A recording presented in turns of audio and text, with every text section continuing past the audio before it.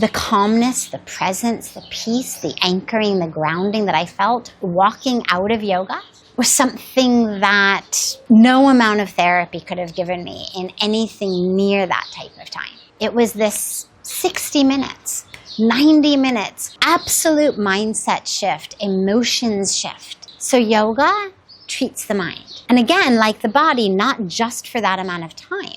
It stays with you. So much of who I am emotionally, psychologically, is actually due to the yoga practice.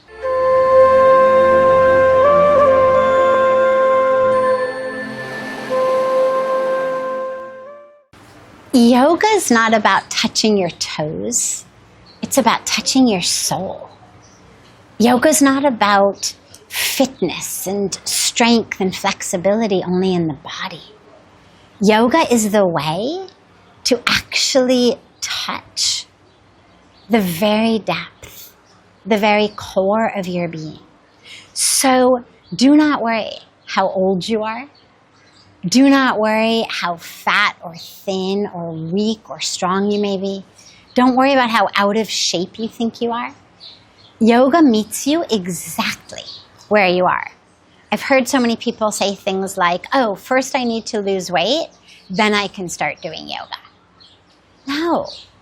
Yoga is not something to be waited for. Yoga is something to start right now. It treats the body. It treats the mind, it treats the heart, and it treats the life. Wherever you're at, yoga will meet you right there. Yoga is about the presence, much more than about the poses. What you'll find when you do yoga, regardless of the strength and the flexibility that you've got in your body when you start, what you'll find is it improves almost immediately. Almost immediately, you can bend more, bend lower, stretch deeper. And that feeling in the body, it stays. It's not just on the mat. I've been doing a hatha yoga practice, an asana practice now for, God, almost 40 years. I owe so much of how my body feels to that practice. I spend so much of the day sitting on the ground, cross-legged, talking to people in satsang, or at a computer, typing, writing, working, or sitting on airplanes, or trying to sleep on airplanes. And it's actually that practice of the asanas that I owe this physical health to. But I'm not particularly over-flexible, or over-strong, or over-fit. I certainly wasn't when I started. But yoga meets you, and it takes you there, and it guides you, and it shows you, and it brings you that strength and flexibility in the body. But it does so much more than that. It also brings it in your mind. I remember when I first started doing yoga, how I'd walk into yoga class. I was a student at Stanford at the time, an undergraduate, super stressed, super anxious, in the midst of so much drama and trauma and everything. And I'd walk in.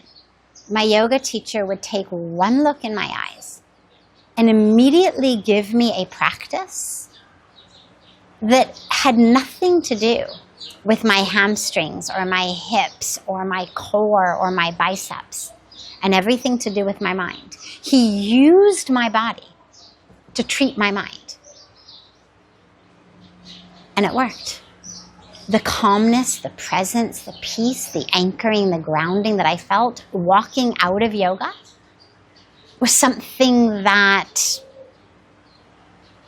no amount of therapy could have given me in anything near that type of time. It was this 60 minutes, 90 minutes, absolute mindset shift, emotions shift.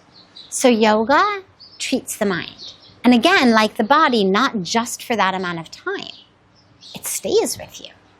So much of who I am emotionally, psychologically, is actually due to the yoga practice.